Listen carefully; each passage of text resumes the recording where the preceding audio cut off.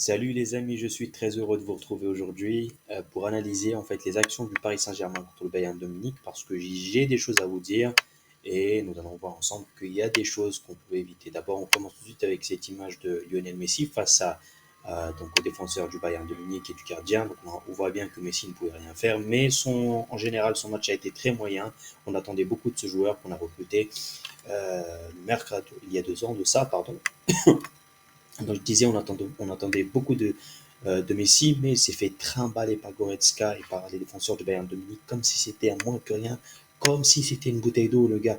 Donc ce qu'on demande aussi, c'est que, ok, un joueur de talent, ok, ça marche, mais face à une équipe de monstres, une équipe qui joue les uns pour les autres, une équipe euh, voilà, qui a un jeu d'équipe justement, eh bien les individualités ne peuvent rien faire. Et malheureusement, Messi, on attendait donc justement beaucoup de lui et il n'a pas répondu présent sur ce match.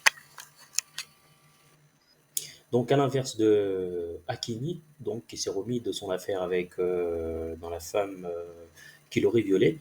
Donc là, on a un rôle qu'a rarement occupé en fait cette saison Hakimi, c'est-à-dire qu'il est plus haut sur le terrain, ce qui lui permet justement de pouvoir effectuer ce pressing-là sur le gardien, d'accord?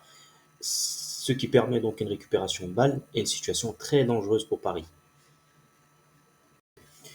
Alors même si il y en a pas beaucoup, même si Paris n'a pas beaucoup d'occasions, parce que comme vous savez, on a du mal en fait à se créer des occasions devant parce qu'on n'a pas l'effectif pour. En fait, il nous manque un attaquant. Ce qu'aurait pu apporter Neymar, c'est en fait une troisième solution parce que quand vous avez en fait le plan anti Mbappé, c'est simple, c'est de couper les passes entre Messi et Mbappé. En attaque, tu n'as que Messi et Mbappé, justement. Donc, tu n'as qu'une solution à boucher. Tu n'as qu'une contrainte à boucher. Alors que si tu avais Neymar, tu aurais eu une troisième possibilité. D'accord? Donc, à ce moment-là, tu aurais eu plus de choix. Mais il ne faut pas oublier une chose, c'est que ce qui permet donc cette récupération de balles, c'est aussi la pression. Il faut savoir que dans cette situation-là, vous avez quand même 6 joueurs parisiens pour 5 joueurs du Bayern de Munich. D'accord? Donc, c'est aussi ça aussi l'importance du pressing.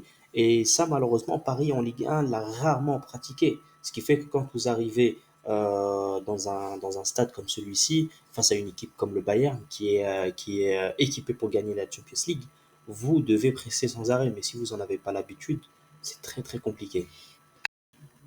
Et les amis, c'est cette action-là qui fout la rage parce que on est tous d'accord que c'est l'action, si ce but-là aurait été mis au fond, là, ce n'est plus le même match. Les gars, on est à la 37e minute.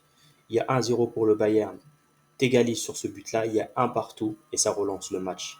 Le problème, c'est que le joueur qui s'apprête à tirer s'appelle Vitinha, qu'il a été acheté pour plus de 30 millions d'euros. Et même si il n'a pas le charisme et la technique de Benzema qui met un enroulé, enfin, tant deux joueurs et le gardien, t'as quand même montré depuis le début de saison un profil offensif très intéressant. Mais là, tu n'as même pas besoin d'avoir toutes ces compétences-là parce que je rappelle quand même que, regarde cette situation dans laquelle tu es. Tu es tout seul. Le but en face de toi, il est vide. Là, mon gars, t'allumes. Mais allume-moi ça. Et qu'est-ce qui se passe? Ben, tu mets une frappe toute molle, ce qui permet aux défenseurs de la récupérer tranquillement. Et pour moi, c'est à ce moment précis que Paris perd le match.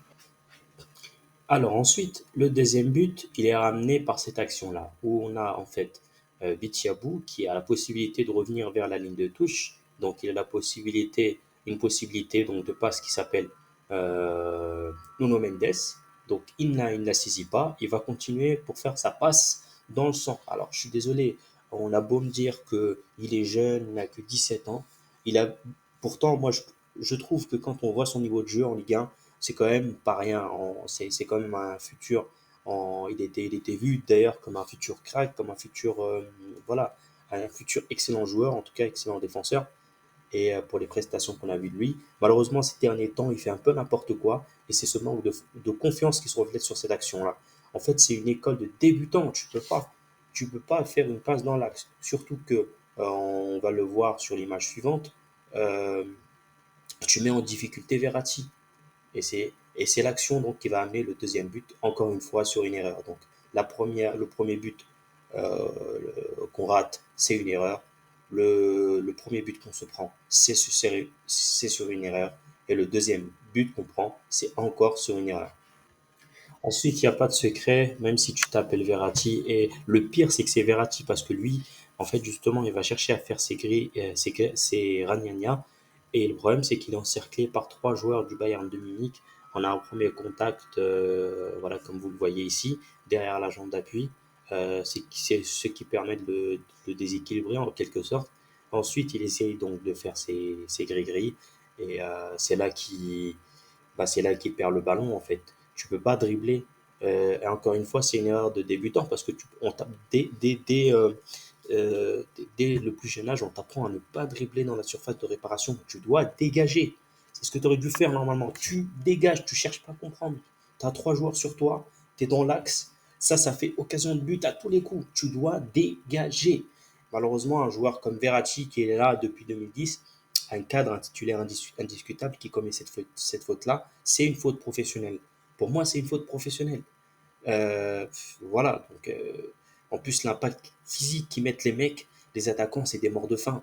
On a Choupo-Moting qui est mort de faim et le karma que tu te prends, parce que le premier but, j'en ai pas parlé, mais c'est quand même par un ancien parisien, Coman qui t'élimine en finale de Ligue des Champions.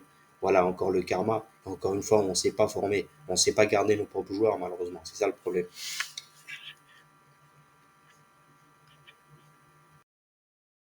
Et donc le deuxième but du match, le dernier, donc le troisième but des deux rencontres, c'est cette faute en fait de Donnarumma qui plonge et on ne sait pas ce qu'il fait.